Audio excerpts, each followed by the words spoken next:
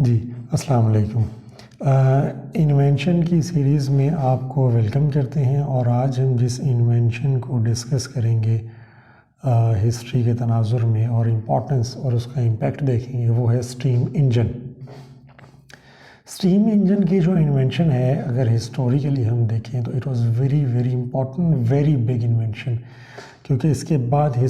جو industrial revolution ہے وہ تمام کا تمام بہت زیادہ بیس کرتا ہے اسٹیم انجن کے اوپر۔ اسٹیم انجن کو 1712 کے اندر انوینٹ کیا گیا فرام انگلش مکینیکل انجینئر، ٹھیک ہے جی۔ لیکن اس سے پہلے کہ وہ اس پر کام کرتا، میں یہاں پر ایک اور بھی انوینشن اور ہسٹری کی ایک آپ کو بات بتاتا چلوں۔ جب آپ ڈفرینٹ کتابوں کو دیکھیں گے تو آپ یہ دیکھیں گے کہ بعض انوینشنز کے ایک سے زیادہ دعوے دار ہیں، اور بعض انوینشنز میں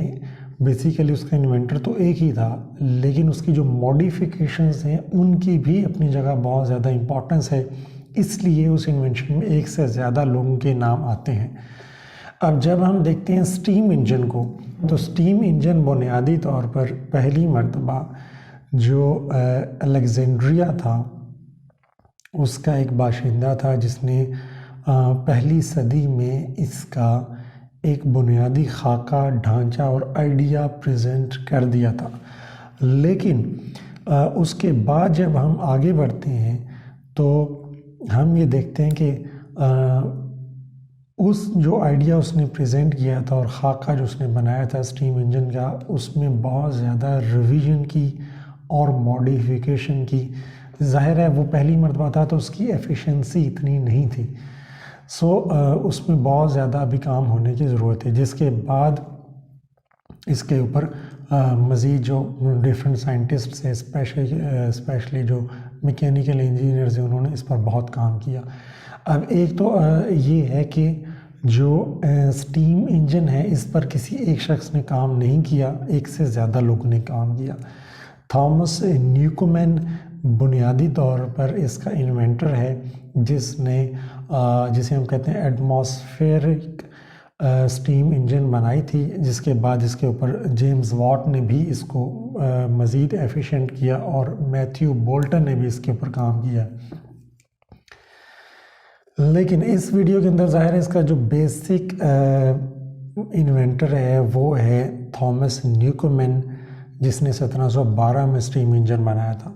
تھامس نیوکومین جو ہے انگلینڈ میں پیدا ہوا تھا، ہی واز انگلش سٹیزن، اور 1663 میں یہ وہاں پر پیدا ہوا، اور یہ مکینیکل انجینئر تھا۔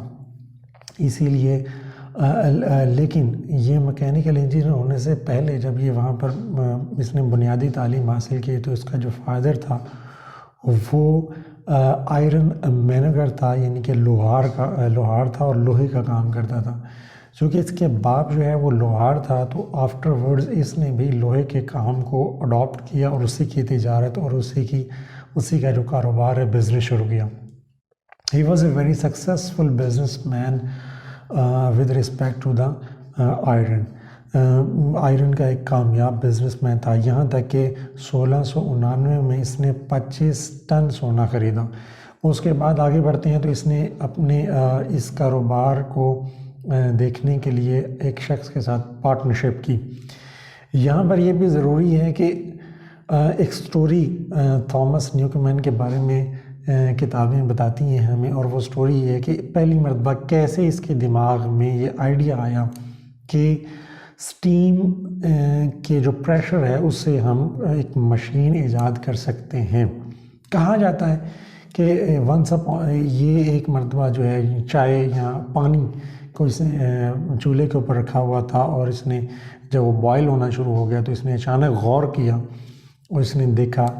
کہ جب پانی بوائل ہونا شروع ہو جاتا ہے تو جس برتن کے اوپر جو ہم نے ڈھکن رکھا ہوتا ہے وہ وائبریٹ ہونا شروع ہو جاتا ہے اس اسٹیم کی وجہ سے، جو کہ پانی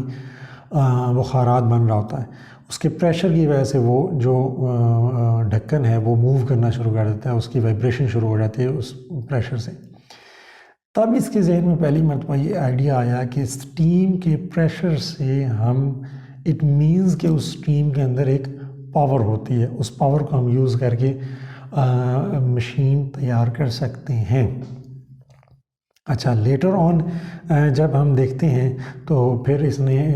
شادی کر لی، ہانیہ اس کی وائف کا نام تھا، ہانا، اور اس کے 2 بچے تھے، اور پھر اس نے اچھا ہسٹوریکل اگر ہم دیکھیں تو جو اس کی آٹو بایوگرافیز ہیں وہ تو ہمیں یہ بتاتی ہیں کہ اس نے اکیلے ہی اس تمام پروجیکٹ پر کام کیا، لیکن ہسٹورین کا اس بارے میں اختلاف ہے۔ جیسے میں نے عرض کیا کہ الیگزینڈریا میں بھی ایک شخص تھا جس نے اس کا آئیڈیا پریزنٹ کر دیا تھا، اور اس کی اپنی لائف کے اندر بھی اس کے علاوہ بھی ایک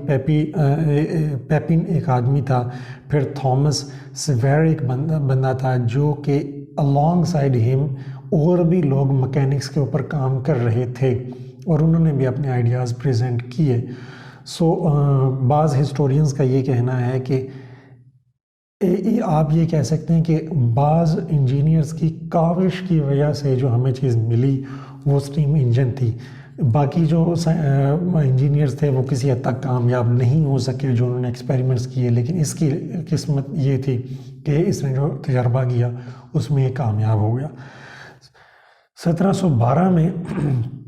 اس نے پہلی مرتبہ ایک اسٹیم انجن تیار کی، اور 1729 میں یہ جو ہے وفات پا گیا۔ اب اسٹیم انجن کے بارے میں 2 باتیں، ایک بات تو یہ کہ اسٹیم انجن جو پہلا ڈھانچہ اس نے تیار کیا وہ کیسے کام کرتا تھا۔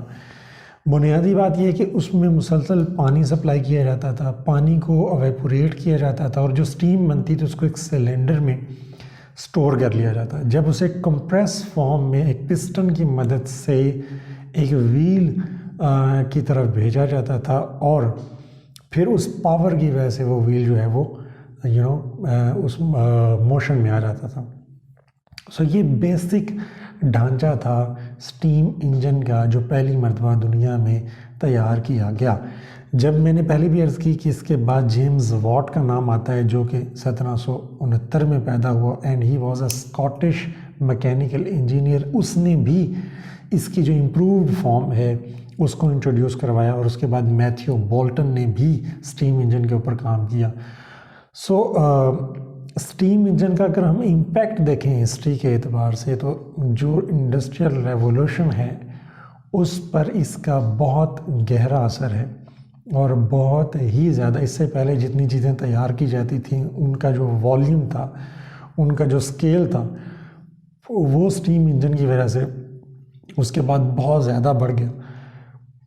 اور چیزیں جو ہیں وہ میکرو لیول پر تیار ہونا شروع ہو گئی۔ اسی طرح جو چیزیں ایک جگہ سے دوسری جگہ لے کر جانے کا معاملہ ہے وہ بہت زیادہ ریپڈ ہو گیا۔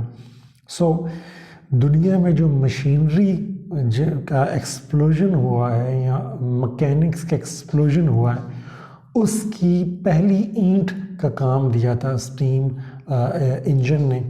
اور جیسے میں نے عرض کی تھامس نیوکمین نے جو اسٹیم انجن بنایا تھا اسے کہتے ہیں ایٹماسفیرک اسٹیم انجن 1712۔ آج کے لیے اتنا ہی، ملتے ہیں ایک اور ویڈیو کے اندر۔ Thank you so much and اللہ حافظ۔